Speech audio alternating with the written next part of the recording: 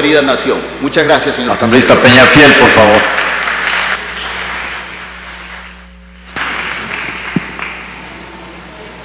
Gracias, señor presidente.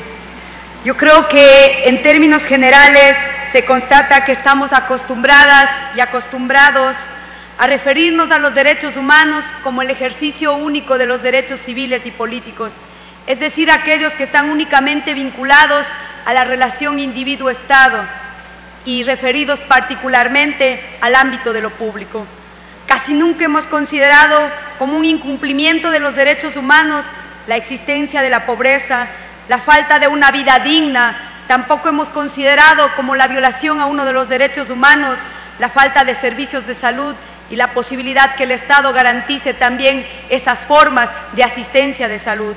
Menos aún hemos relacionado el tema de la violencia intrafamiliar, la violencia a los derechos sexuales, a los derechos reproductivos, como una violación a los derechos humanos.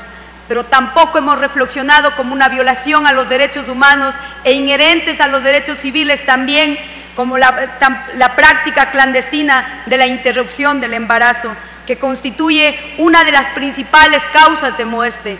Y este no es un debate entre lo divino y lo antidivino, entre lo bueno y entre lo malo, tampoco desde la visión donde unos lo miren, sino desde la necesidad de incluir ese grito de cientos de miles de ciudadanos que habitan en nuestro país, también de introducir ese derecho a la vida como una vida plena y una vida digna. Me permito decirles a los colegas asambleístas que más allá de ese discurso lírico, también hemos dicho que la Constitución que estamos redactando tiene que ser una Constitución progresiva. El Ecuador ha suscrito y ha ratificado tratados internacionales fundamentales en el ámbito de los derechos humanos y en general de los derechos humanos de las mujeres, de los niños, niñas y adolescentes, entre los que están el derecho a la vida, a la libertad, a la seguridad e integridad física, a la autonomía, el derecho a la igualdad y no discriminación, el derecho a la salud reproductiva y a la salud sin ninguna intimidación. Algunos de estos derechos están consagrados en 3 instrumentos internacionales de los derechos humanos más importantes, como la Declaración Universal de los Derechos Humanos, el Pacto Internacional de los Derechos Civiles, el Pacto Internacional de los Derechos Económicos y Sociales y Culturales.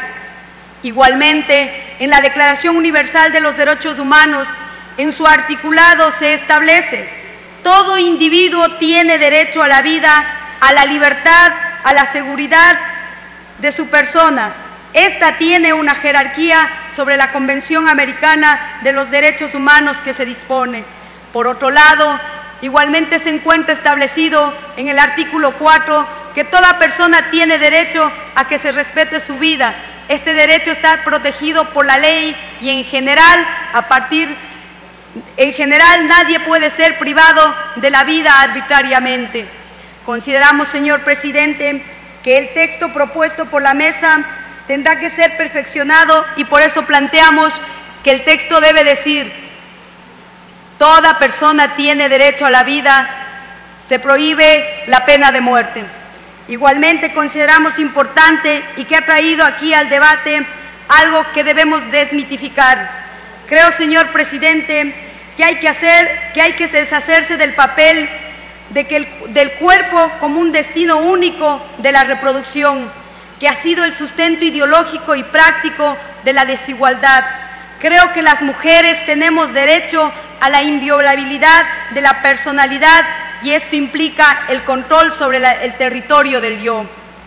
Boaventura Sousa, cuando pone a fuego el concepto de los derechos humanos frente a las críticas que hacen los relativistas culturales, concluye afirmando que hay que distinguir 2 concepciones de los derechos humanos que existen y que tienen un discurso elaborado: los derechos humanos que controlan y los derechos humanos que emancipan. Creo que el negar y no establecer los derechos sexuales y reproductivos sin duda tiene un efecto controlador. Por el contrario, su establecimiento y posibilidad de establecer el derecho constitucional a tomar decisiones libres, responsables e informadas sobre su salud y su vida reproductiva y a decidir cuándo y cuántos hijos tener, tendrá un efecto emancipador. Consideramos que también desde las organizaciones de mujeres se ha venido trabajando en una lucha ardua y diaria. Por eso planteamos el siguiente texto. Derechos reproductivos. Toda persona tiene derecho a tomar decisiones libres, responsables e informadas sobre su salud y vida reproductiva y a decidir tener hijos e hijas cuándo y cada qué tiempo tener. El Estado garantizará a todas las personas el acceso a servicios de educación, información y de salud sexual y salud reproductiva necesarios para el ejercicio de estos derechos acorde con los avances de la ciencia y la tecnología. Los derechos relacionados con la vida, la supervivencia, la seguridad y la sexualidad se aplican para exigir a los Estados eliminar barreras para acceder a los servicios básicos necesarios para la salud sexual y reproductiva. Estos derechos incluyen el derecho a la vida y a la supervivencia, al derecho a la libertad y a la seguridad de la persona, el derecho a estar libre de tortura y de tratos inhumanos y degradantes.